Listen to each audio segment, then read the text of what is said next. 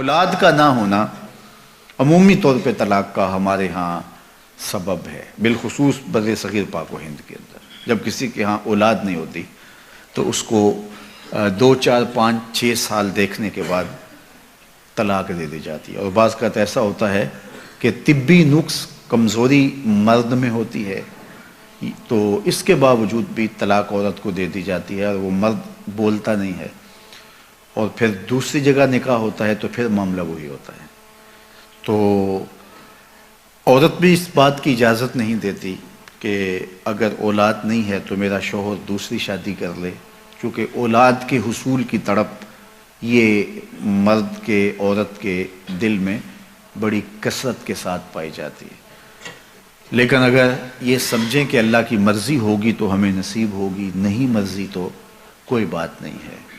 اچھا، ایسا بھی ہوتا ہے کہ اولاد تو ہوئی ہے لیکن اولاد مادینہ ہوئی ہے، اولاد نارینہ نہیں ہوئی، تو اولاد نارینہ نہ ہونے کی وجہ سے بھی طلاق ہو جاتی۔ بعض لوگ تو اتنے گرے ہوئے ہوتے ہیں کہ بیٹی کے پیدا ہونے پہ منہ بسور لیتے ہیں، چلو پہلی بیٹی پہ کہ کچھ گوارا کر لیا، اور اگر دوسری بیٹی پیدا ہوئی ہے تو پھر ان کے تیور ہی بدل جاتے ہیں۔ اور مجھے بتاؤ کہ عورت کے لیے یہ کتنی دردناک بات ہوتی ہے کہ ولادت کے لمحے زچہ بچہ دونوں کے لیے موت و حیات کے لمحے ہوتے ہیں، اور اس کے بعد عورت جو ہے وہ محبت کی طلبگار ہوتی ہے، وہ محبت اس کے احساس تکلیف کو مٹا دیتی ہے، اور مزید رویوں کی تلخی اب کس قدر اس کو توڑتی ہے، اور وہ کس طرح جو ہے وہ ٹوٹ پھوٹ کا شکار ہو جاتی ہے۔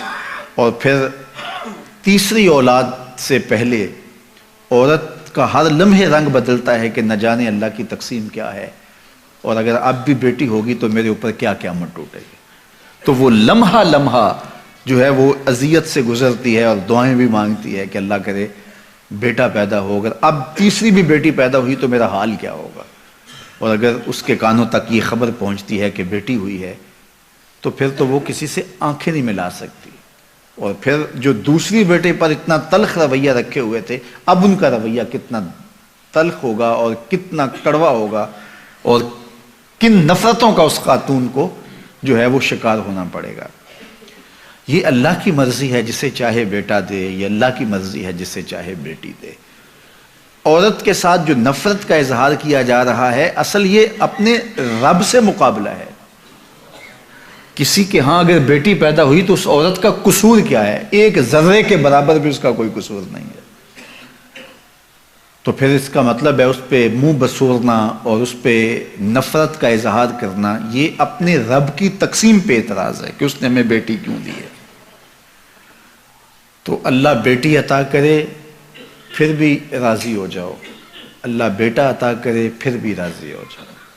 بیٹی رحمت ہے اور بیٹا اللہ کی نعمت ہے، وہ نعمت نصیب کرے پھر بھی خوش رہو، اس کی رحمت برسے تو پھر بھی خوش رہو۔ اگر بیٹی بری ہوتی اللہ اپنے محبوب کو 4 بیٹیاں عطا نہ کرتا۔ بعض اوقات بیٹی بیٹوں سے بہتر قرار پاتی ہے۔ حضرت حنہ نے دعا مانگی کہ اے اللہ مجھے اولاد عطا کر، پھر کیا ہوا کہ جب ولادت کے لمحے قریب آئے تو بیٹا پیدا نہیں ہوا، بیٹی پیدا ہوئی۔ تو اللہ تعالیٰ جل شانہ نے حضرت حنہ سے کہا جس طرح کی ہم نے تمہیں بیٹی دی ہے ایسے بیٹے بھی نہیں ہوتے، اور اس کا نام مریم رکھا۔ پھر اسی مریم سلام اللہ علیہا کے بطن سے حضرت عیسیٰ پیدا ہوئے۔ تو تھی بیٹی، لیکن دیکھیے اللہ نے مرتبہ کیا دیا۔ تو یہ تو اللہ کو پتہ ہے کہ تمہارے لیے تمہاری آخرت کی ضامنہ بن جائے وہ بیٹی، تمہاری دنیا کی عزت کا سبب بن جائے وہ بیٹی، تمہارے قرار باطن کا سامان بن جائے وہ بیٹی۔ بعض اوقات بیٹوں کی نافرمانی ماں باپ کی ساری عزت خاک میں ملا دیتے ہیں، اور بعض اوقات بیٹیاں انسان کو کہاں سے کہاں اٹھا کے لے جاتی ہیں۔ تو یہ اللہ کی مرضی ہے کہ وہ بیٹا عطا کرے، وہ اللہ کی مرضی ہے کہ وہ بیٹی عطا کرے۔ بیٹے کی آرزو ہر شخص کے سینے میں موجود ہے، لہٰذا اللہ سے دعا کرے کہ اللہ مجھے جو ہے وہ ذریت صالحہ عطا کر، مجھے بیٹا عطا کر دے۔ نصیب ہو اچھی بات ہے، اور اگر اللہ کو منظور نہیں تو اللہ کو پتہ ہے کہ کیا دینا ہے اسے۔ ہم نے تو اپنی معلومات، اپنی چاہت، اپنے جذبے اور اپنی خواہش کے مطابق مانگا، اور ہمیں کیا عطا کرنا ہے یہ اللہ جانتا ہے۔